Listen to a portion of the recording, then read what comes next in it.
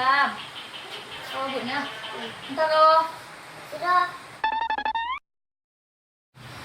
Awak tak kau kan? Hana buat Melayu ah? Nah. Mana awak tak kau ke? Biasa apa sih dia tak kau? Anak sedikit. Oh, hana dikit ya?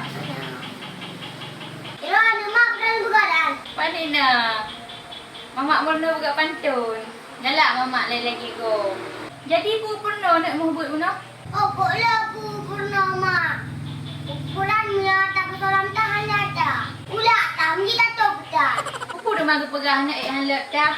Ika pun yang tunggu pegah lah dah pasal orang lantah. Ika lantah. Bukan aku ni mak. Nak salah semayang. Nak pernah ikut mangklon. Nak pernah sejarah Nabi. Oh dah. Oh mah nak aduk leh. Cik angin ke bak HP mamak kan? Yang kau gawat berita ke? Berita. Berita kan? Hadi pakai cadar. Habak yang pakai cadarnya budaya Arab juga. Cadar. Kok larangan cadarnya untuk tutup wajah. Dan cadaran untuk menjaga fitnah. Putih makan yang harus dilarang. Untuk lungketan. Pakaian Islam dan ipis. Boleh orang-orang. Yang wajah dilarang. Itu mau buat draw ke teman nak yang pakai cadar? Nah, mak. Bayu loh. Lagi umi loh pakai si cadar. Oh, bahkan teman le tungku yang bak HP mamaknya hang lebih pakai cadar.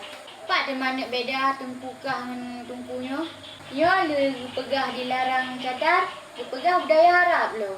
Yang betul kibah le nak hukum pakai cadarnya. Kadang nak kan betul ya tungkunya pegah. Kadang cadarnya budaya Arab ada. Mak, cadarnya makan kan budaya Arab. Cadarnya makan budaya Islaman. Yang nak tungku yang pegangan, cadarnya yang budaya Arab. Yang tungku Pak Mak. Kalau tungku malam kami. Tungku loh. Hek dino mak. Perbangan pi kali bakteri awak. Kan bakteri ni hai, tapi menteri. Ku bakteri kuman. Oh, lemke bakteri. Manyan mak sama singang kemun. Lebih lagi lah mengeracun. Bukan ha. Jadi nak kan menurut kah ku hukum pakai cadarnya. Kedua kali nunggu lo makan.